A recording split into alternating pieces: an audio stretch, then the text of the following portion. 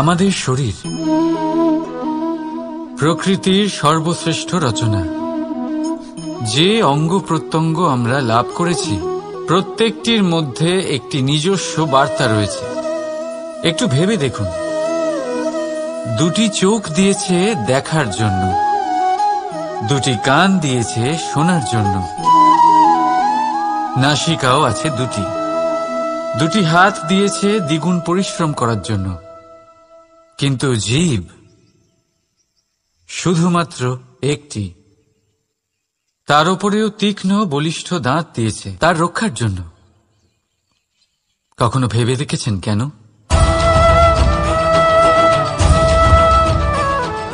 কারণ শব্দ আর শব্দের প্রয়োগ মানুষের সবচেয়ে বড় অস্ত্র, যার প্রয়োগ যত ভেবেচিন্তে করা যায় মানুষ তার জীবনে ততটাই উপরে উঠতে পারে। তাহলে মনে রাখুন, দেখুন, শুনুন আর বুঝুন বেশি, বলুন কম। রাধা রাধা। মানুষের মধ্যে একটা বিচিত্র প্রবৃত্তি থাকে, অন্য সকলের বিষয়ে, তাদের জীবনের বিষয়ে, তাদের ব্যক্তিত্বের বিষয়ে, তাদের ভবিষ্যতের বিষয়ে অনুমান করা। এটা হলো অনুচিত।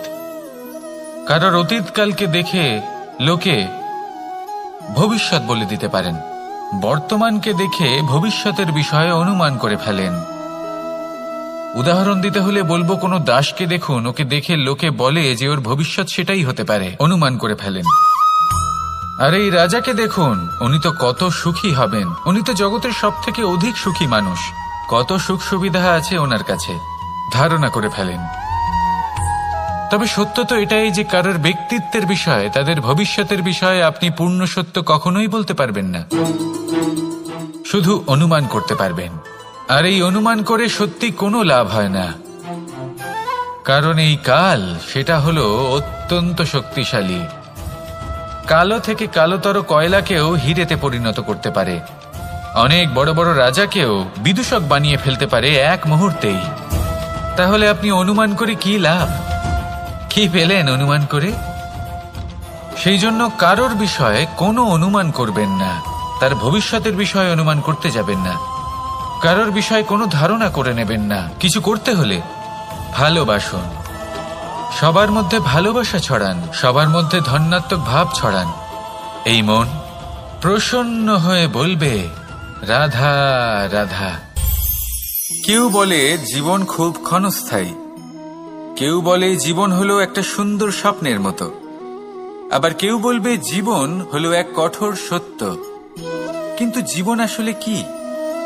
জীবন হলো আপনারই প্রতিবিম্ব, একটা দর্পণ।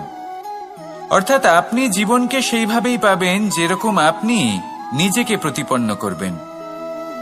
যদি আপনি দর্পণের দিকে তাকিয়ে হাসেন, তাহলে আপনি সামনে হাসি মুখী দেখতে পাবেন।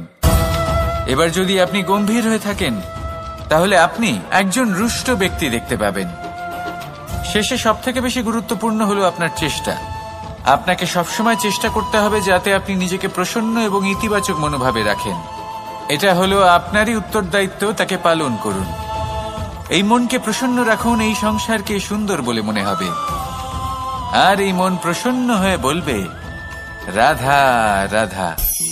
মানুষের একটি সমস্যা আছে যে মানুষ সাফল্যকে মাপতে থাকেন, লক্ষ্যপ্রাপ্তিকে মাপতে থাকেন এবং তার তুলনা করতে থাকেন যে ও এত কিছু পেল আর আমি পেলাম না,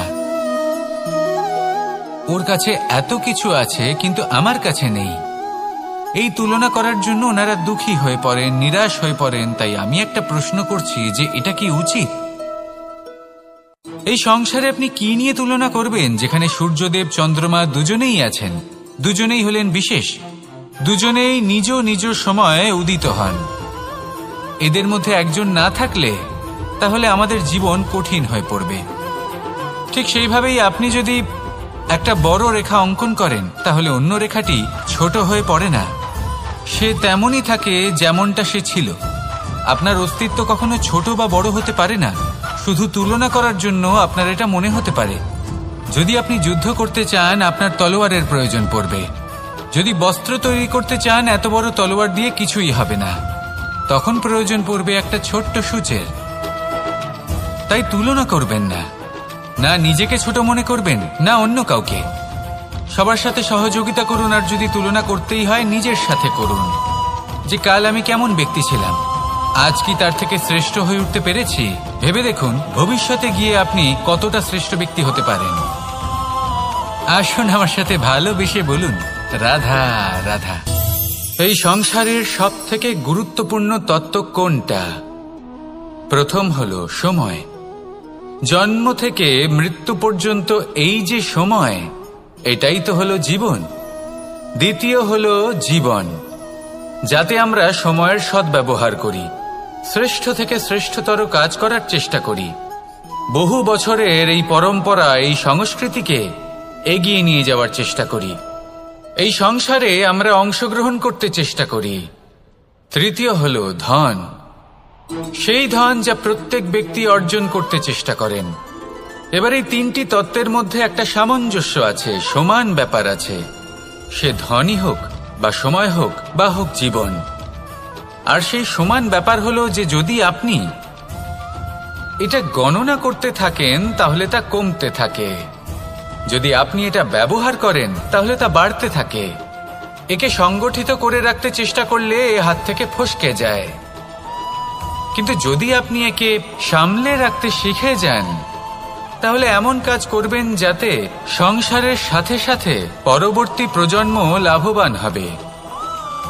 যদি কিছু শিখতে চান তাহলে সামলাতে শিখুন, গণনা করা বা সংগঠিত করা নয়। আসুন আর আমার সাথে ভালোবেসে বলুন রাধা রাধা।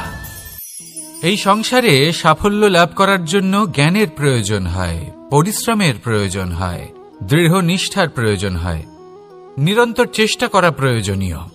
কিন্তু আরো কিছু আছে যা অত্যন্ত প্রয়োজনীয় এবং গুরুত্বপূর্ণ, তা হলো ভালো বন্ধু। তাদের থাকা অত্যন্ত প্রয়োজনীয়। যদি ভালো বন্ধু থাকে তাহলে সময় এলে তারা ঢাল হয়ে আপনাকে সুরক্ষা করবেন, সময় এলে অস্ত্রের মতো শত্রুকে সংহারও করবেন। যদি তিনি জ্ঞানী হন, তাদের মধ্যে সদ্গুণ থাকে, তাহলে এই সব গুণ আপনার মধ্যেও প্রবেশ করবে। তাহলে সাফল্যের জন্য ভালো বন্ধু পাওয়া অত্যন্ত প্রয়োজনীয়। কিন্তু শুধু বন্ধু কেন, ভালো শত্রুও থাকা প্রয়োজনীয়। এবার আপনি ভাববেন এ আমি কি বললাম? যদি আপনার জীবনেও ভালো অর্থাৎ শক্তিশালী শত্রু থাকে তাহলে আপনিও শক্তিশালী হতে থাকবেন। এই শত্রু আপনাকে প্রেরিত করবে আরো বেশি শক্তিশালী হয়ে ওঠার। কখনো কোনো হরিণকে দেখুন, তীব্র গতিতে দৌড়তে থাকে। কেন তীব্র গতিতে দৌড়য়? এই কারণে নয় যে কোথাও তার জন্য মধুর ঘাস অপেক্ষা করে রয়েছে, না, সে এই কারণে তীব্র গতিতে দৌড়য় কারণ সেটা না করলে তার পেছনে একটি সিংহ আছে যে ওকে নিজের ভোজন করে ফেলবে। তাই জীবনে বিপদ, সংকট, এই সবকিছুও হলো অত্যন্ত গুরুত্বপূর্ণ। তার সম্মুখীন হতে শিখুন আর আমার সাথে ভালোবেসে বলুন রাধা রাধা। পুরুষার্থ। শাস্ত্রে 4 ধরনের পুরুষার্থের কথা বলা হয়েছে। প্রথম হলো ধর্ম। আপনি কি জানেন এই ধর্ম আসলে কি? আপনার কি মনে হয় ধর্ম আসলে কি? কোনো বিশেষ ঈশ্বরকে মানাই কি ধর্ম বলা হয়? নাকি কোনো বিশেষ রীতি পালন করাই হলো ধর্ম? নাকি কোনো বিশেষ সাহিত্যকে সর্বশ্রেষ্ঠ মনে করাই হলো ধর্ম? না, ধর্ম হলো সেটা যাকে ধারণ করা যেতে পারে, আর ধারণ শুধু সেটাই করা যায় যা পবিত্র। পবিত্র শুধু তাকেই বলা হয় যা নিঃস্বার্থ, যার মধ্যে শাসন করার কোনো ইচ্ছে নেই, যা সরলভাবেই প্রবাহমান, জল এবং বায়ুর মতো। যখন কোনো ব্যক্তি ধর্মকে ধারণ করেন এবং সেই ধর্ম সেই ব্যক্তিকে রক্ষা করে, তখন তাকে ধর্ম বলা হয়। ধর্ম যা রক্ষা করে অহংকার থেকে, খারাপ চিন্তার হাত থেকে। সেই জন্য পুরুষার্থ গড়ে তোলার আগে, ধর্ম পালন করার আগে ধর্মের প্রকৃত অর্থ কি সেটা বুঝে নিন। এটা জেনে রাখুন যে সমস্ত ধর্মের আধার, সমস্ত ধর্মের ভিত শুধুমাত্র ভালোবাসা। আসুন আর এই ভালোবাসার সাথেই বলুন রাধা রাধা। কখনো কোনো বাগানের কোনো বৃক্ষকে দেখেছেন যেখানে সুগন্ধি ফুল থাকে, রসালো ফল থাকে? তখন মন প্রফুল্ল হয়ে ওঠে, মন থেকে সেই বৃক্ষের প্রতি ভালোবাসা জন্মায়। কিন্তু যিনি বাগানের মালিক, শুধুমাত্র তিনিই জানেন যে কিভাবে এই বৃক্ষকে আগলে রাখতে হয়, কিভাবে তার পরিচর্যা করলে এতে সুন্দর সুগন্ধি ফুল হবে, রসালো ফল হবে। কখনো কখনো প্রয়োজনের থেকে বেশি রোদ পেলে এই বৃক্ষগুলি শুকিয়ে যায়, প্রয়োজনের থেকে কম রোদ পেলেও এই বৃক্ষ কিন্তু শুকিয়ে যায়। প্রয়োজনের থেকে কম জল যদি পায়, এই বৃক্ষ শুকিয়ে যেতে পারে। প্রয়োজনের থেকে অতিরিক্ত জল যদি পায়, তখনও এই বৃক্ষের শিকড়গুলি নষ্ট হয়ে যেতে পারে। এবার এটাই কিন্তু আমাদের সংসারের সাথেও হয়। আমাদের সংসারের সকল প্রতিভাশালী ব্যক্তি, যেমন লেখক, বিচারক, প্রবক্তা, যোদ্ধা, এদের সবার ক্ষেত্রে এই কথাটাই প্রযোজ্য। যদি বেশি প্রশংসা করা হয় তাহলেও এরা হারিয়ে যাবেন। প্রয়োজনের থেকে বেশি যদি নিন্দা করা হয় তখনও তারা নত হয়ে পড়বেন। তাহলে আজ আমি এদের রক্ষা ছোট্ট কাহিনী শোনাবো, নিজেদেরও। এটা কোনো মনে রাখবেন, একটা দুজন বোন জাতাকলে গম পেশাই জেনে রাখুন কখন কোন নিন্দায় আপনি লজ্জিত হবেন ছিলেন, তিনি সময় সময় সেখান থেকে ছোট ছোট দানা তুলে নিজের মধ্যে বিষয়টা জাগ্রত করবেন করছিলেন। এবার দেখতে দেখতে গম পেশাই সমাপ্ত হয়ে বলবে, এবার পেশাই করা গম নিয়ে সেই দুজন বোন বাড়ি ফিরে আসছিলেন এবং তাদের ফেরার পথে হঠাৎ করে কোথাও থেকে একটি বাছুর চলে এলো। এই দুই বোন ভয়ভীত হয়ে গেলেন আর তাদের হাত থেকে সেই আটা পড়ে গেল, মাটিতে মিশে গেল।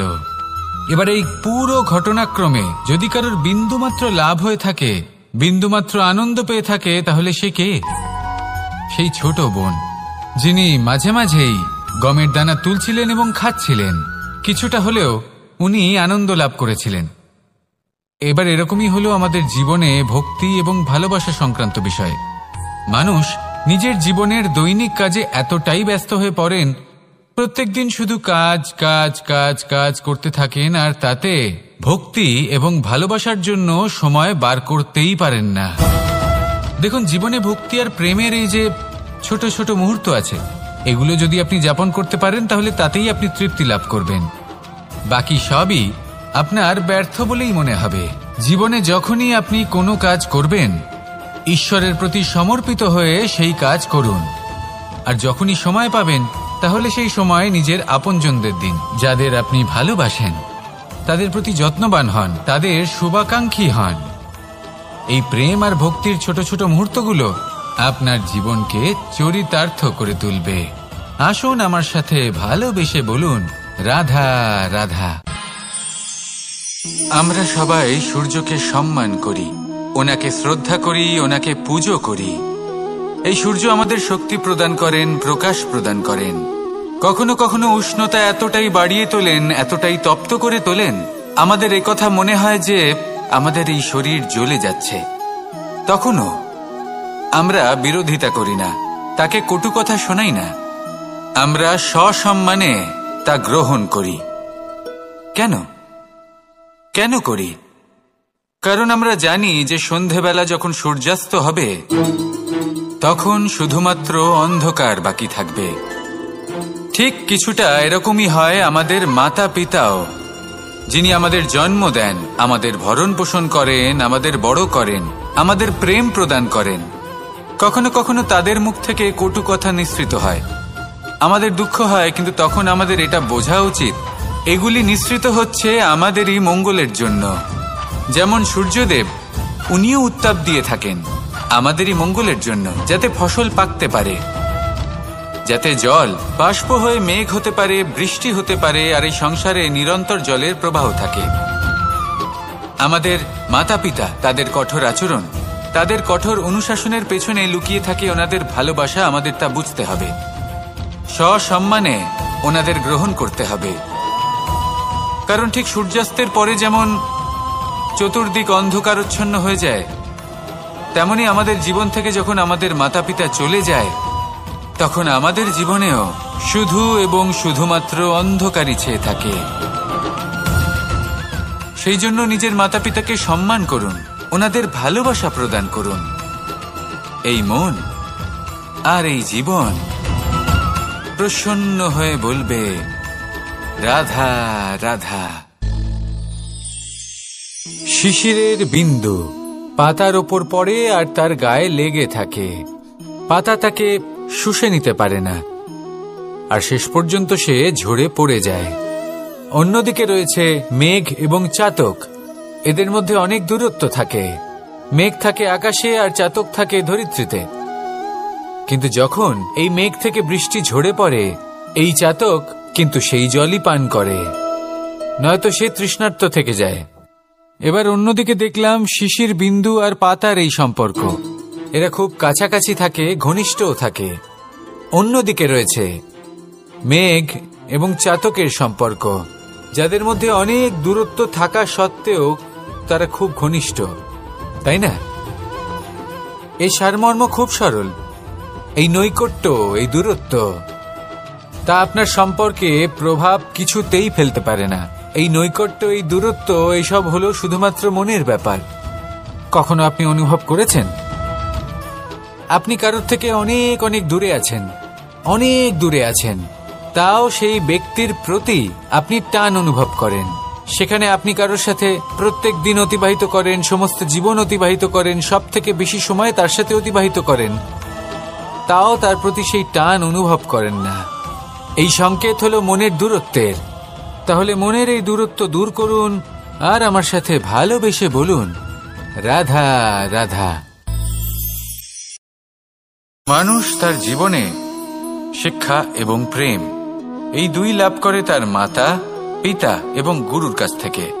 কিন্তু মানুষ সব থেকে বেশি ভালোবাসে নিজের মাতাকে, কারণ মাতা খুব নির্মল চিত্তে ভালোবাসে, শান্ত মনে আমাদের অন্তরে শক্তির সঞ্চার করে থাকেন, আমাদের উৎসাহ দেন, বলশালী করে তোলেন। ব্যাপারটা কিন্তু এমন নয় যে আমরা নিজেদের বাবা বা গুরুকে ভালোবাসি না, তাদেরকেও আমরা অত্যন্ত ভালোবাসি, শুধু ওনাদের কঠোর ব্যবহার দেখলে আমরা একটু ভয় পেয়ে যাই। এবার ওনাদের এই কঠোর ব্যবহার আমাদের ভালো না লাগলেও অত্যন্ত আবশ্যক, কারণ মাতার থেকে আমরা যে শক্তি লাভ করি তা যেন নিয়ন্ত্রণ হারিয়ে বিধ্বংসী না হয়ে ওঠে, আমরা যেন কোনো কুপথে না চলে যাই, আমরা কখনো যেন দোষ না করে ফেলি। শুধু সেই জন্য পিতা এবং গুরু একটু কঠোর হয়ে ওঠেন, এবং ওনাদের এই কঠোর আচরণ ভবিষ্যতে গিয়ে আমরা অবশ্যই বুঝতে পারি। জীবনে কিছু বছর আমরা এগিয়ে যাই আর তারপর আমরা বুঝতে পারি যে বাবা এবং গুরু আমাদের যথেষ্ট ভালোবাসতেন, কিন্তু ওনাদের ভালোবাসার বহিঃপ্রকাশ আলাদা। প্রয়োজনীয় হলো এটা দেখার, এটা বোঝার যে শুরু থেকে আমাদের প্রতি ওনাদের আচরণ কেমন ছিল। ওনাদের কঠোর হওয়ার পেছনে ওনাদের ভালোবাসাটা বোঝার চেষ্টা করুন, ওনাদের চিন্তাটা বোঝার চেষ্টা করুন, ওনাদের পথপ্রদর্শনের আড়ালে আপনার ভবিষ্যতের জন্য যে পরিকল্পনা ওনারা করেছেন সেটা বোঝার চেষ্টা করুন। তখন আপনারা বুঝতে পারবেন ওনাদের ভালোবাসাকে। আপনার মনের মধ্যে আপনা থেকেই ওনাদের প্রতি সম্মান জেগে উঠবে। নিজের পিতা এবং নিজের গুরু এই দুজনের প্রতি কৃতজ্ঞতা প্রকাশ করুন আর আমার সাথে ভালোবেসে বলুন, রাধা রাধা। জীবন কিসের উপর নির্ভরশীল? ধনের ওপর, বৈভবের ওপর, নিঃশ্বাসের ওপর? না, এই জীবন নির্ভরশীল বিশ্বাসের ওপর। বিশ্বাস নিজের ওপর, বিশ্বাস আমাদের আপনজনের ওপর। কিন্তু যখন এই বিশ্বাস ভেঙে যায় তখন মানুষের মনও ভেঙে যায়, আর তারপর সে অন্য কিছু করতেই পারে না। তখন কি করা যেতে পারে? 3টে কাজ আছে যা আপনি করতে পারেন। প্রথম, ভালোবাসা। যাকে আপনি ভালোবাসেন, যারা আপনাকে ভালোবাসে, ভুল যারই হোক না কেন, তার কাছে ক্ষমা চাইতে কখনোই সংকোচ বোধ করবেন না। দ্বিতীয় হলো বিশ্বাস। যারা আপনাকে ভালোবাসেন, আপনাকে বিশ্বাস করেন, তাদের বিশ্বাস কখনো ভাঙবেন না। তৃতীয় হলো আশা। যারা আপনাকে ভালোবাসেন, আপনাকে বিশ্বাস করেন, তাদের আশা আপনার সাথে জড়িত। তাদের থেকে কখনো কিচ্ছু লুকোবেন না। এই তিনটে কাজ করুন আর এই জীবন সুপ্রসন্ন হয়ে বলবে, রাধা রাধা।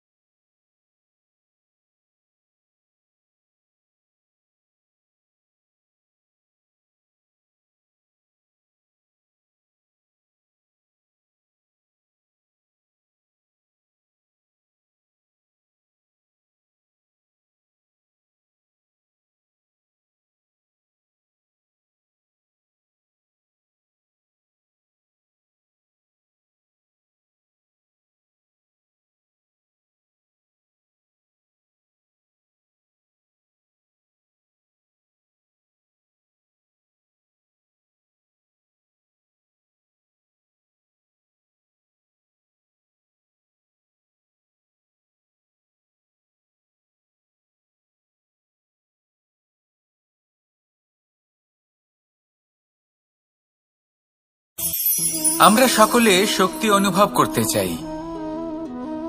এবার যদি আপনাকে জিজ্ঞেস করা হয় যে সবথেকে বেশি শক্তির অনুভব কোথা থেকে করা সম্ভব, তখন কেউ কেউ বলবেন পুষ্টিকর আহার গ্রহণ করলে, ব্যায়াম করলে, কেউ বলবেন ধন লাভ করলে, বন্ধুদের থেকে, পরিবারের থেকে, আদি ইত্যাদি।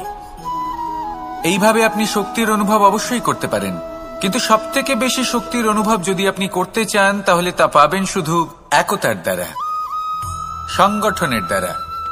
যদি আপনাকে উদাহরণ দিই, নিজের এই হাতটাকে দেখুন, 5টা আঙুল রয়েছে। কোনো একটা বস্তুকে নিজের একটা আঙুল দ্বারা তুলে ধরার চেষ্টা করে দেখুন, বড়ই কষ্ট হবে। তখন আপনি বুঝতে পারবেন যখন এই 5টি আঙুল একত্রিত হয় তখন কোনো কাজ কতটা সহজ হতে পারে। এটাই হলো শক্তি, একতার। সবথেকে ভালো উদাহরণ যদি আপনাকে দিই তাহলে বাঁশি। এই বাঁশি থেকে অত্যন্ত মধুর সুর নির্গত হয় যা সবার মন প্রসন্ন করে দেয়। এই কথা সত্যি, কিন্তু এই বাঁশি আমি একটা বা দুটো আঙুল দিয়ে বাজাতে পারবো না। আমাকে প্রত্যেকটা আঙুল ব্যবহার করতেই হবে, তবেই এর থেকে মধুর সুর নির্গত হবে যা সকলকে প্রসন্ন করবে, ঠিক কিনা? ঠিক এইভাবেই যদি আপনি চান যে আপনার জীবনরূপী বাঁশি থেকেও মধুর সুর নির্গত হোক বা সবার মনকে প্রসন্ন করে তুলুক, তাহলে আপনাকেও জীবনে একতা নিয়ে আসতেই হবে। আপনি একাও কর্ম করতে পারেন, পথ চলতেও পারেন, সামনেও এগোতে পারেন, সাফল্যও লাভ করতে পারেন। কিন্তু যখন সকলে একসাথে এগোবেন, সেই পথে চলবেন, সেই কর্মই করবেন, তখন লক্ষ্যে অবশ্যই পৌঁছবেন, সাফল্য অবশ্যই লাভ করবেন। কিন্তু সেই সাফল্য এবং তার আনন্দর সংমিশ্রণটাই একটু অন্যরকম হবে। তাই জীবনে ঐক্যবদ্ধ হন, একসাথে মিলে এগোতে থাকুন, আর আমার সাথে ভালোবেসে বলুন রাধা রাধা।